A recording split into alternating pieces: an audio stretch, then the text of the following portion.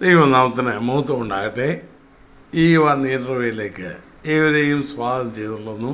ഒരു പ്രാവശ്യം കൂടെ ദൈവജനമായി നിൽക്കുവാൻ കർത്താവ് സഹായിച്ചതിനായി നാമത്തെ നന്ദിയോടെ സ്തുതിക്കുന്നു. നമ്മുടെ പ്രാവശ്യ ചിന്താവിഷയത്തുള്ള ബന്ധത്തിൽ ആദ്യമേ ഒരു വേദഭാഗം വായിക്കട്ടെ. 1 പത്രോസ് 4-ാം അധ്യായം 1-ാം വാക്യം.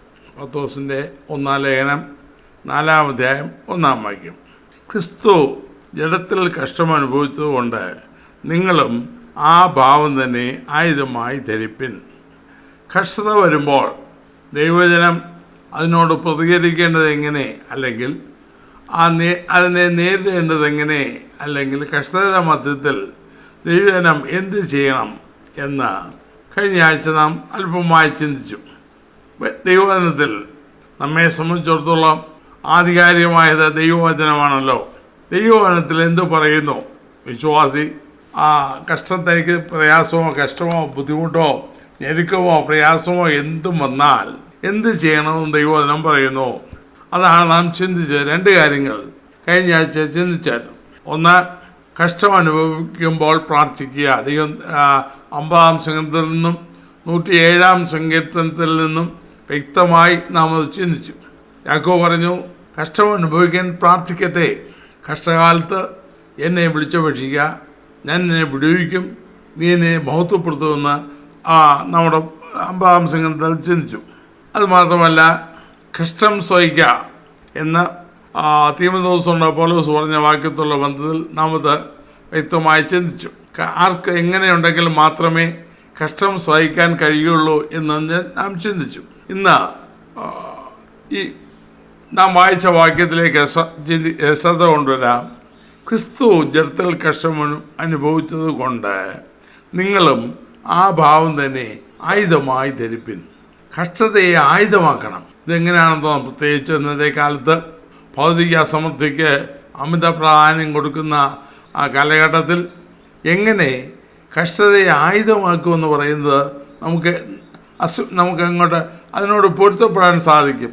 അതിനെ എങ്ങനെ ഉൾക്കൊള്ളാൻ കഴിയുക? ആ 4-ാം അധ്യായത്തിൻ്റെ 12-ാം വാക്യത്തിൽ അപ്പോസ്തലൻ പറയുന്നുണ്ട്, അവർക്ക് സംഭവിച്ചത് എന്താണ്? പ്രിയമുള്ളവരെ, നിങ്ങൾക്ക് പരീക്ഷയ്ക്കായി സംഭവിച്ചിരിക്കുന്ന അഗ്നിശോധനയിൽ ഒരു അപൂർവകാര്യം നിങ്ങൾക്ക് വന്നുകൂടിയെന്ന് വെച്ച് അതിശയിച്ചു പോകരുത്. 1-ാം അധ്യായത്തിലും അത് തന്നെ പറയുന്നു. 6-ാം വാക്യത്തിൽ, ഇപ്പോൾ നിങ്ങൾ അല്പനേരത്തേക്ക് നാനാ പരീക്ഷകളാൽ ദുഃഖിച്ചിരിക്കേണ്ടി വന്നാലും.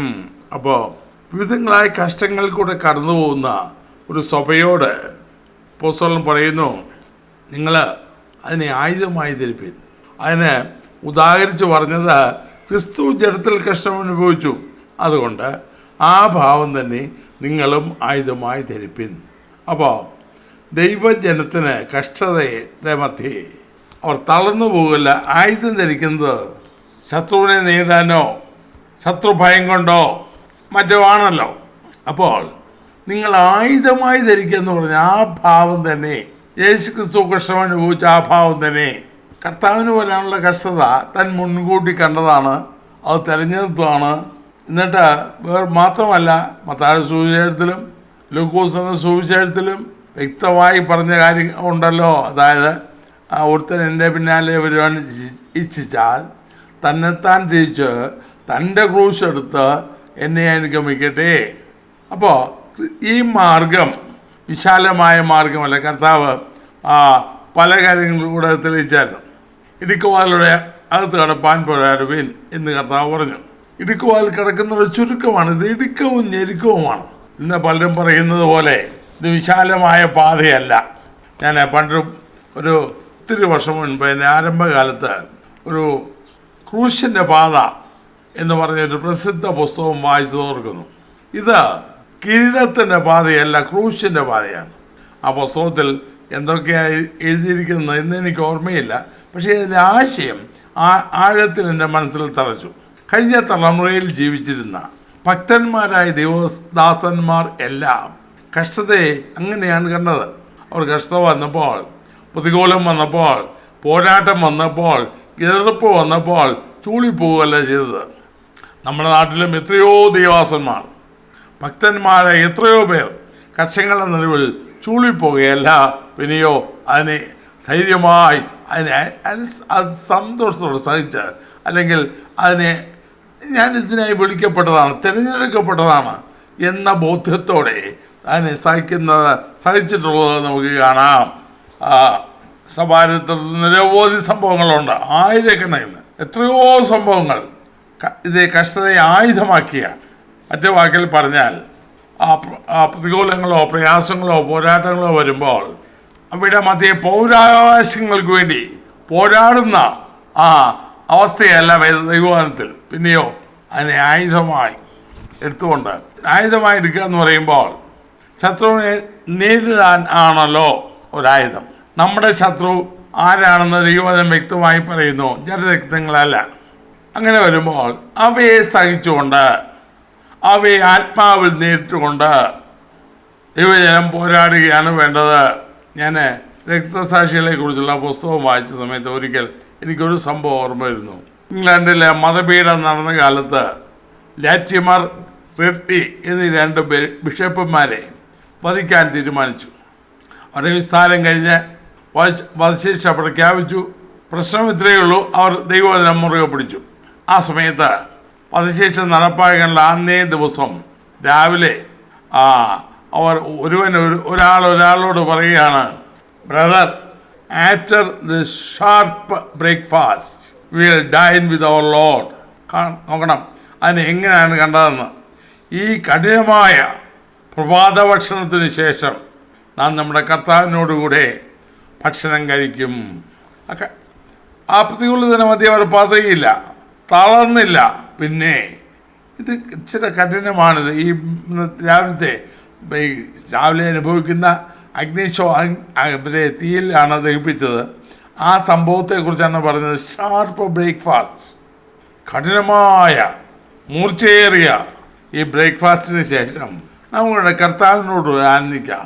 നോക്കണേ, ഇന്നുള്ള വിശ്വാസികൾ എങ്ങനെ ചെയ്യുമോ. മാത്രമല്ല, റുമേനിയയിൽ കമ്മ്യൂണിസ്റ്റ് ഏകാധിപതിയായിരുന്ന ചാഷസ്കിയോ ഭരിച്ച കാലത്ത് അവിടെ ഒരു ദേവാസം ഉണ്ടായിരുന്നു. തൻ്റെ ലേഖനകൾ കൂടെ പ്രസംഗങ്ങളിലൂടെയും അദ്ദേഹം ശക്തമായി ക്രിസ്തുവിലുള്ള രക്ഷയ്ക്ക് സാക്ഷ്യം പറയുകയുണ്ടായി. അതിനെ ഗവൺമെൻറ് നിരോധിച്ചു. അവസാനം ഈ കർത്തദാസന് വാണിംഗ് കൊടുത്തു, നീ ഇനിയും നിൻ്റെ പ്രവൃത്തി തുടർന്നാൽ, നിൻ്റെ ഈ സുവിശേഷ പ്രചരണം തുടർന്നാൽ നിന്നെ വധശിക്ഷയ്ക്ക് വിധിക്കും, നിന്നെ കൊന്നുകളെ.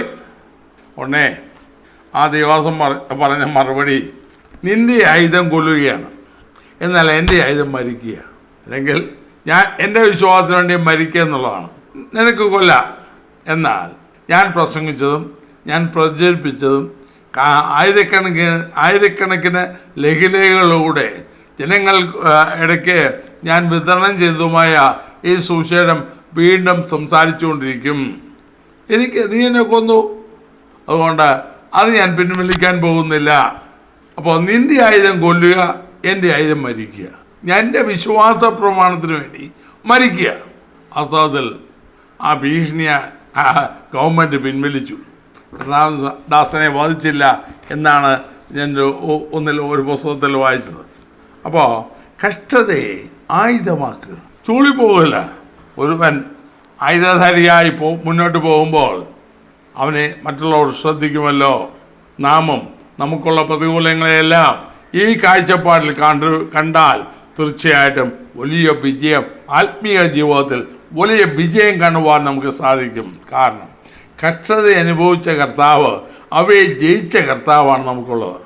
മാത്രമല്ല, ഞാൻ മറ്റു വാക്യം കൂടെ വായിക്കട്ടെ. 1 Petrus 4:19.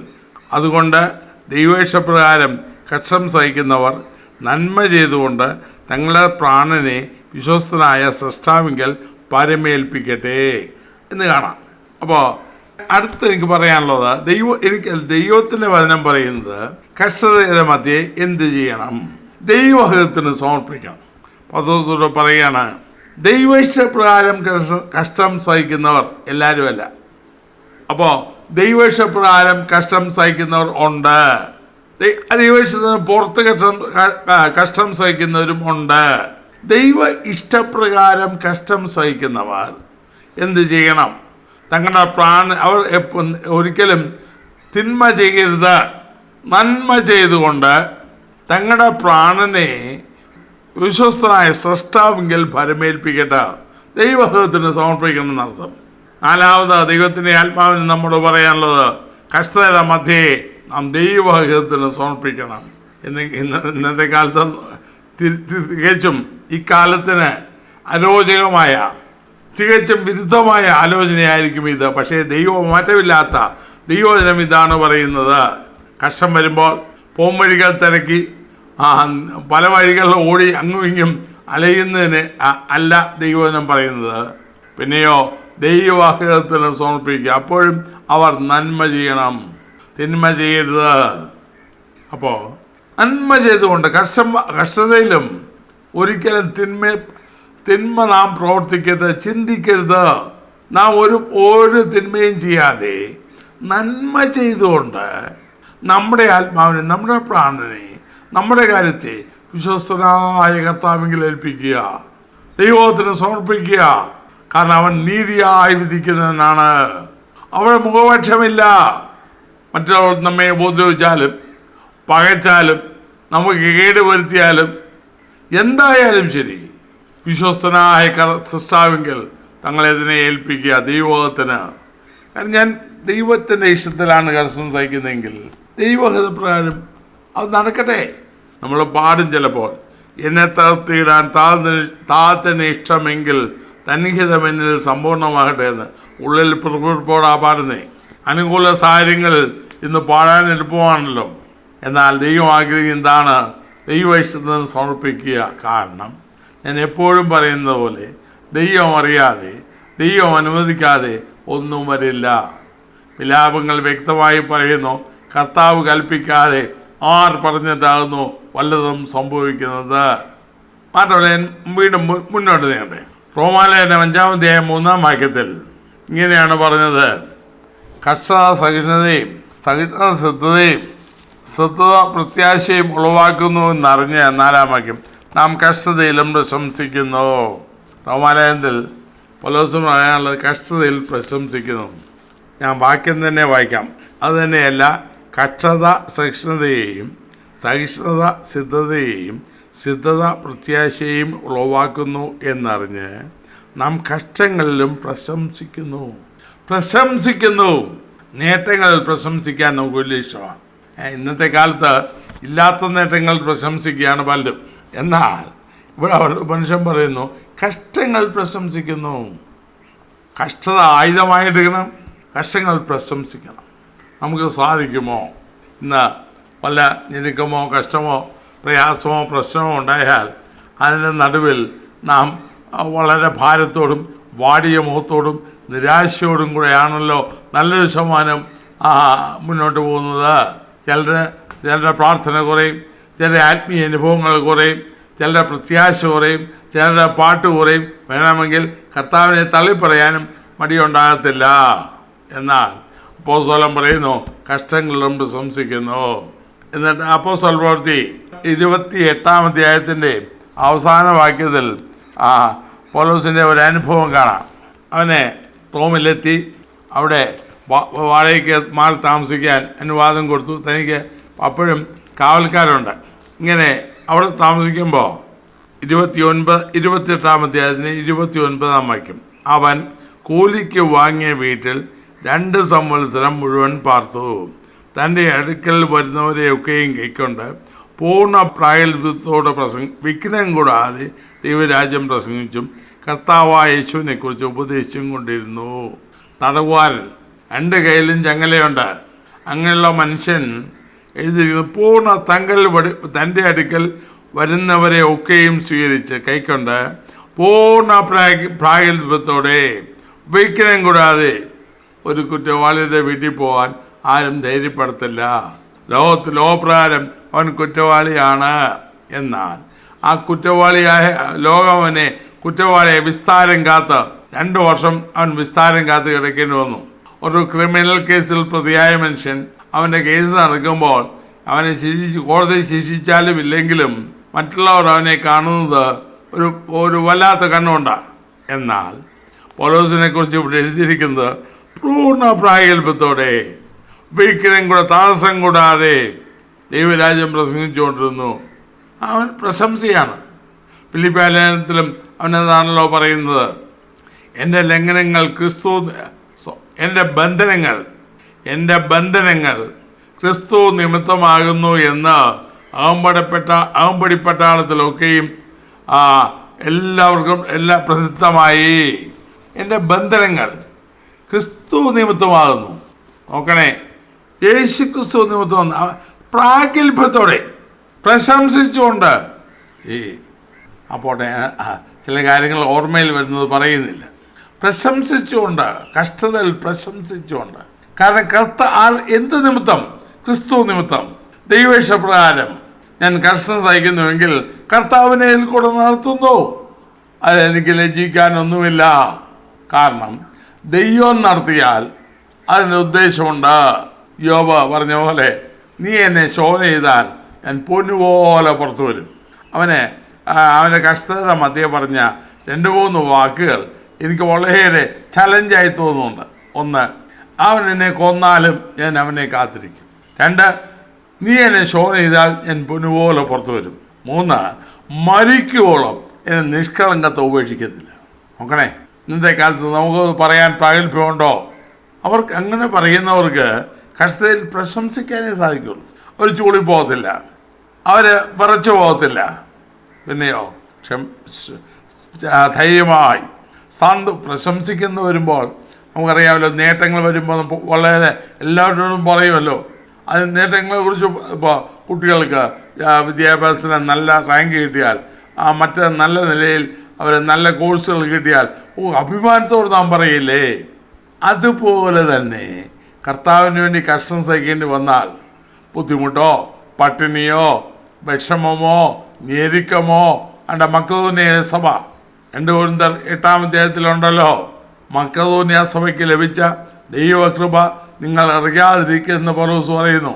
എന്താണ്? അവർക്ക് സമൃദ്ധിയായിരുന്നു. കഷ്ടത എന്ന കഠിന ശോധനയിലായപ്പോൾ, ദാരിദ്ര്യത്തിലായപ്പോൾ അവർക്കൊരു ചൂളിപ്പോലുമില്ല, ഒരു നിരാശയുമില്ല, സന്തോഷ സമൃദ്ധി. അതുകൊണ്ട് എന്തു പറ്റി?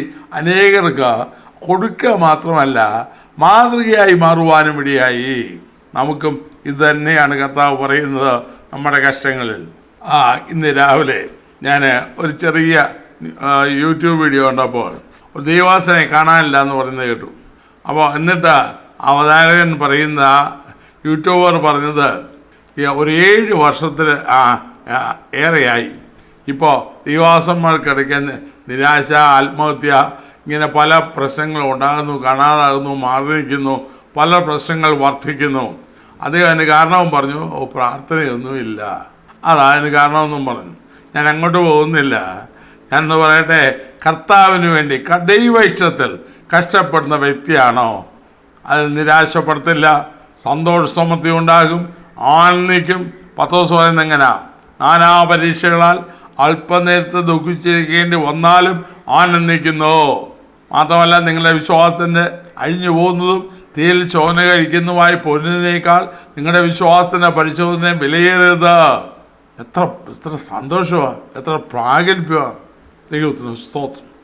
മാത്രമല്ല, അടുത്ത നമുക്ക് വേറൊരു കാര്യം ചിന്തിക്കാനുള്ളത്, കൊലോസ്യ ലേഖനം 1-ാം അധ്യായം 24-ാം വാക്യവും 1 പത്രോസ് 4:13 വായിച്ചാൽ, 4:12-13 ആദ്യം വായിക്കാം. പ്രിയമുള്ളവരെ, നിങ്ങൾക്ക് പരീക്ഷയ്ക്കായി സംഭവിച്ചിരിക്കുന്ന അഗ്നിശോധനയിൽ ഒരു അപൂർവ കാര്യം നിങ്ങൾക്ക് വന്നുകൂടിയെന്ന് വെച്ചാൽ അത് ക്ഷയിച്ചു പോകരുത്. ക്രിസ്തുവിൻ്റെ കഷ്ടങ്ങൾക്ക് പങ്കുള്ളവരാകുന്നതോറും സന്തോഷിച്ചുകൊള്ളുവിൻ. ക്രിസ്തുവിൻ്റെ കഷ്ടങ്ങൾക്ക് പങ്കുള്ളവരാകുന്നതോറും സന്തോഷിച്ചുകൊള്ളുവിൻ. സന്തോഷിക്കുക. ഫിലിപ്പിയ ലേഖനത്തിൽ പൗലോസ് പറഞ്ഞല്ലോ, കർത്താവിൽ എപ്പോഴും സന്തോഷിപ്പീൻ. അതേ കാര്യം തന്നെ പിന്നെയും നിങ്ങൾ എഴുതുന്നതിൽ എനിക്ക് മടുപ്പില്ല. ഇത് എഴുതിയ ആള് ചങ്ങലയും ധരിച്ച് റോമിക്കാര ജയിലിൽ കിടക്കുക. അപ്പോഴാണ് പറഞ്ഞത്, കർത്താവിൽ സന്തോഷിക്കുക. നമ്മൾ പാടും, കർത്താവിൽ സന്തോഷം അവനൻ ബലമെന്നൊക്കെ. പാട്ട് നല്ലതാണ്. നമ്മുടെ അനുഭവത്തിലോ കഷ്ടങ്ങളിൽ സന്തോഷിക്കുക. ഓരോ സ്നേഹത്തിലും അത് തന്നെ കാണാം. 1:24 ഇപ്പോൾ ഞാൻ നിങ്ങൾക്ക് വേണ്ടിയുള്ള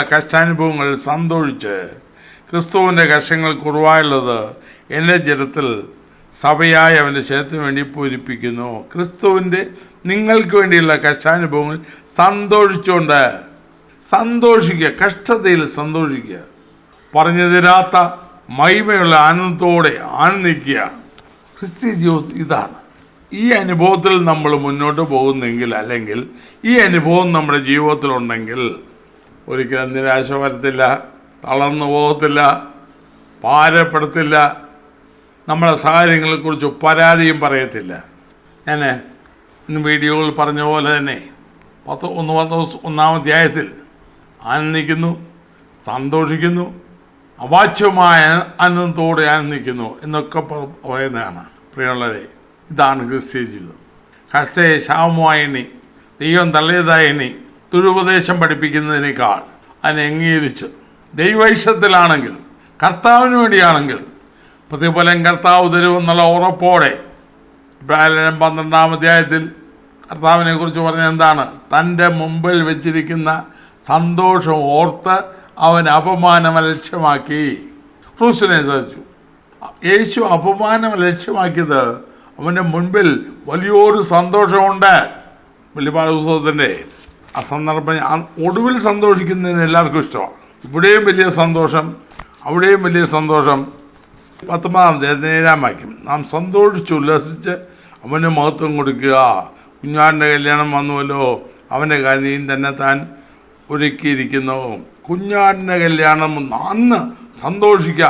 ഇന്ന് സന്തോഷിക്കാത്തവർ, ഇന്ന് അവന് വേണ്ടി നിന്ന് അനുഭവിക്കുന്നതിൽ സന്തോഷിക്കാത്തവർ, ഇന്ന് അവന് വേണ്ടി അല്ലെങ്കിൽ പ്രതികൂലത്തിൽ, എതിർപ്പുകളിൽ, പ്രയാസങ്ങളിൽ സന്തോഷിക്കാത്തവർ അന്നെങ്ങനെ സന്തോഷിക്കാൻ പോകുന്നത്? അപ്പോൾ ഇന്ന് കർത്താവ് തരുന്ന പ്രതികൂല സാഹചര്യങ്ങൾ സന്തോഷിച്ചുകൊണ്ട്, ആനന്ദിച്ചുകൊണ്ട്, ഉല്ലസിച്ചാനന്ദിച്ചുകൊണ്ട് ക്രിസ്തു നയിക്കാൻ നമുക്ക് കഴിഞ്ഞാൽ എത്രയോ ഭാഗ്യം.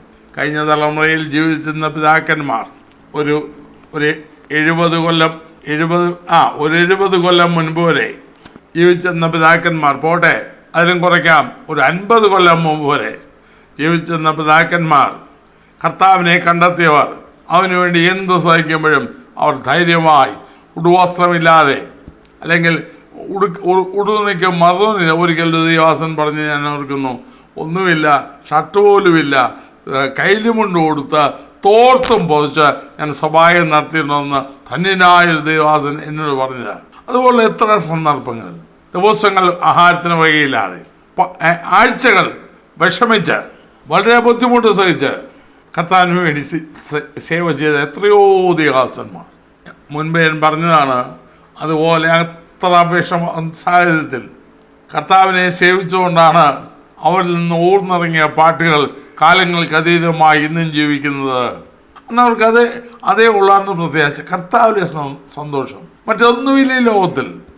എവിടെയും പരിഹാസം, എവിടെയും നിന്ന, എവിടെയും അവഗണന അവർക്ക് പ്രശ്നമല്ല. കാരണം കർത്താവുണ്ട്. സ്വർഗീയ ധനം കണ്ടെത്തി തങ്ങളുടെ മുൻപിൽ വലിയ സന്തോഷമുണ്ട്. അപ്പോൾ അതിനെക്കുറിച്ചുള്ള ഓർമ്മയിൽ അവർ സന്തോഷിച്ചു. അതുപോലെ കഷ്ടങ്ങളിൽ നാം സന്തോഷിക്കുക, നിരാശപ്പെടുകയല്ല, സ്വയം പഴിക്കുകയല്ല, സന്തോഷിക്കുക. മാത്രമല്ല, ഒരു ചിന്തയോടെ പറഞ്ഞ് ഞാൻ ആ ഭാഗം നിർത്താം. എഫേസ്യരുടെ 3 അധ്യായം 13 വാക്യത്തിൽ പൗലോസ് ഇങ്ങനെ പറയുന്നു, നിങ്ങൾ അധൈര്യപ്പെടരുത്. അതുകൊണ്ട് ഞാൻ നിങ്ങൾക്ക് വേണ്ടി സഹിക്കുന്ന കഷ്ടങ്ങൾ നിങ്ങളുടെ മഹത്വമാകിയാൽ അവ നിമിത്തം അധൈര്യപ്പെട്ടു പോകരുത് എന്ന് ഞാൻ അപേക്ഷിക്കുന്നു. നിങ്ങൾ കഷ്ടങ്ങളിൽ ധൈര്യം ചോർന്നു പോകരുത്, അധൈര്യപ്പെടരുത്. ഒരു വാക്കുകൂടി ചേർത്ത് വായിക്കുമ്പോൾ മറ്റൊരു വിഷയം കൂടെ നമുക്ക് മനസ്സിലാകും. റോമാലേഖനം 12 അധ്യായം 12 വാക്യം, ആശയിൽ സന്തോഷം, കഷ്ടതയിൽ സഹിഷ്ണുത കാണിപ്പിൻ. ഇപ്പോൾ ചില സാഹചര്യങ്ങളിൽ പ്രഭാതത്തിന് വേണ്ടി കാത്തിരിക്കുന്ന, ഉറക്കം വരാത്ത രാത്രികളിൽ ഒന്ന് നേരം വെളുത്തെങ്കിൽ എന്ന് പറഞ്ഞ് നാം ക്ഷമയോടെ കാത്തിരിക്കുന്നത് പോലെ ക്ഷമയോടെ ക്ഷമ കാണിച്ച് പേഷ്യൻസ് ഒന്ന് ശാന്തമായിരുന്ന്, അമർന്നിരുന്ന്, അധൈര്യപ്പെടാതെ ധൈര്യമായി ധീരതയോടെ കർത്താവിന് വേണ്ടി നിൽക്കുവാൻ നമുക്കിടയാണ്. കഷ്ടത മധ്യേ മറ്റു ചില ചിന്തകളുണ്ട്. ഞാൻ സാധ്യമെങ്കിൽ ഒരു വീഡിയോ കൂടെ ആ ബന്ധത്തിൽ ചെയ്യാൻ ആഗ്രഹിക്കുന്നു. ഇന്ന് നാം ചിന്തിച്ച ആയുധമായി സ്വീകരിക്കുക, ദൈവത്തിന് സമർപ്പിക്കുക, കഷ്ടങ്ങൾ പ്രശംസിക്കുക, കഷ്ടങ്ങൾ സന്തോഷിക്കുക, കഷ്ടങ്ങൾ അധൈര്യപ്പെടരുത്, നാം സഹിഷ്ണുത കാണിക്കണം. ഒരിക്കലും മാറാത്ത മാറ്റമില്ലാത്ത ദൈവവചനത്തിൽ ഇത് തന്നിരിക്കേ നിരാശപ്പെടുന്ന ആരുമില്ലെങ്കിൽ അത് നിരാശപ്പെടുക. നമുക്കുള്ളവൻ ജീവിക്കുന്നല്ലോ, നമ്മുടെ കർത്താവ് ജീവിക്കുന്നു, നാം എന്തിന് അധൈര്യപ്പെടണം? ഏത് പ്രശ്നത്തിനും പരിഹാരമായവൻ ഏതിനും ഉത്തരമായവൻ ജീവിക്കുന്നു. അവൻ ജീവിക്കുമ്പോൾ നാം എന്തിന് അധൈര്യപ്പെടണം? എന്തിന് നിരാശപ്പെടണം? എന്തിന് പതറിപ്പോകണം? ക്ഷമയോടെ ദൈവസ്ഥനിൽ കാത്തിരുന്ന് ഈ പ്രതിസന്ധിയെ ജയിപ്പാൻ, നമ്മുടെ ജീവിതത്തിൽ വരുന്ന പ്രതിസന്ധികളെ ജയിപ്പാൻ ദൈവം നമ്മെ സഹായിക്കട്ടെ. ഞാനിത് പറയുമ്പോൾ സ്വന്തം അനുഭവത്തിലും വലുതായിട്ടൊന്നും വന്നില്ലെങ്കിലും പല കാര്യങ്ങളും പറയാനുണ്ട്. സ്വന്തം അനുഭവത്തിൽ നിന്ന് തന്നെ കഴിഞ്ഞ ദീർഘവർഷങ്ങൾ കർത്താവ് പഠിപ്പിച്ച അനുഭവത്തിൽ നിന്ന് തന്നെ എനിക്കും പറയുവാനുണ്ട്. ഇന്ന് ഒരേയും കഷ്ടതകൾ കൈവിടാത്ത നല്ല കർത്താവ് വഴി നടത്തി അവൻ്റെ കൃപയ്ക്കായി അവനെ സ്തുതിക്കുന്നു. നമുക്കും അതിനെ ആയുധമായി സ്വീകരിച്ച് ചൂളിപ്പോകാതെ ദൈവത്തിന് സമർപ്പിച്ച് പ്രശംസിച്ചുകൊണ്ട് പൗലോസ് പറഞ്ഞ പോലെ ഞാൻ ക്രിസ്തുവിൻ്റെ ചൂടരയാളം എൻ്റെ ശരീരത്തിൽ വഹിക്കുന്നു. ഞാൻ ദുഷ്പ്രവർത്തിക്കാരൻ എന്ന പോലെ ചങ്ങല ധരിച്ച് കഷ്ടം സഹിക്കുന്നു. എത്ര പ്രാഗൽഭ്യമുണ്ട് ഇത് നമ്മുടെ ഈ ജീവിതത്തിൽ. അങ്ങനെ അതേ അവസ്ഥയിൽ നമുക്ക് മുന്നോട്ട് പോകാം. ക്രിസ്ത്യ ജീവിതം യഥാർത്ഥ ക്രിസ്ത്യ ജീവിതം ഇതാണ്. കാരണം ക്രിസ്തു യേശുവിൽ ഭക്തിയോടെ ജീവിപ്പാൻ മനസ്സുള്ളവർക്കെല്ലാം ഉപദ്രവം ഉണ്ടാകുന്ന പൗലോസ് അനുഭവത്തിനുള്ള ഏത് കാലത്തും കർത്താവിലെ ഭക്തിയോടെ നാം ജീവിച്ചെങ്കിൽ ലോകം നമുക്കെതിരാകും. നാം വിചാരിക്കാത്ത രീതിയിൽ എതിർപ്പ് നമുക്ക് വരും, നിന്ന വരും, പ്രയാസം വരും, ഇതൊക്കെ വരും.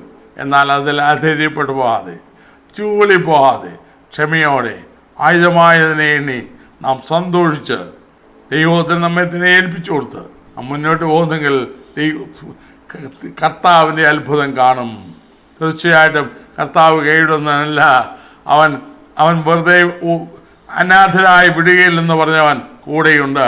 ആകയാൽ ആ കർത്താവിൽ ആശ്രയിക്കാൻ നമുക്ക് പ്രാർത്ഥിക്കാം. കർത്താവെ, സ്നേഹവനായ സ്വർഗ്ഗപിതാവേ, കഷ്ടതയുടെ മധ്യേ നിങ്ങൾ എന്ത് ചെയ്യണമെന്ന് അവിടുത്തെ വചനത്തിൽ നിങ്ങളോട് പറഞ്ഞിരിക്കുന്നത് അല്പമായി ചിന്തിപ്പാൻ സഹായിച്ചല്ലോ. അതിനെ ആയുധമായി എടുത്ത് ചൂളിപ്പോകാതെ പ്രത്യാശയോടെ സന്തോഷത്തോടെ അധൈര്യപ്പെട്ടു പോകാതെ ഞങ്ങൾ ജീവിപ്പാൻ ദൈവത്തിൻ്റെ ആത്മാവ് ഞങ്ങളെ സഹായിക്കണമേ. എന്നെ കേൾക്കുന്ന പ്രിയപ്പെട്ടവരിൽ ആരെങ്കിലും ജീവിതത്തിന് പ്രതികൂല സാഹചര്യങ്ങളിൽ കൂടെ കടന്നു പോകുന്നവരുണ്ടെങ്കിൽ അവിടുന്ന് അവരെ ആശ്വസിപ്പിക്കണമേ. ധൈര്യപ്പെടുവാൻ അധൈര്യപ്പെടാതെ ധീരതയോടെ അങ്ങേക്ക് വേണ്ടി നിൽക്കുവാൻ കർത്താവയോട് സഹായിക്കണമേ. ദൈവസ്ഥലം സമർപ്പിച്ച് അങ്ങയുടെ മൗത്വം കാണുവാൻ ഇടയാക്കണമേ. കരങ്ങളിൽ ഏൽപ്പിക്കുന്നു യേശു ക്രിസ്തുവിന്റെ നാമത്തിൽ പിതാവേ, ആമേൻ. ഈ വീഡിയോ നിങ്ങൾക്ക് അനുഗ്രഹമായെങ്കിൽ ഇത് മറ്റുള്ളവർക്കും ഷെയർ ചെയ്ത് കൊടുക്കുക. നിങ്ങൾക്കായി പ്രാർത്ഥിക്കുക. ദൈവം നിങ്ങളെ അനുഗ്രഹിക്കുമാറാകട്ടെ.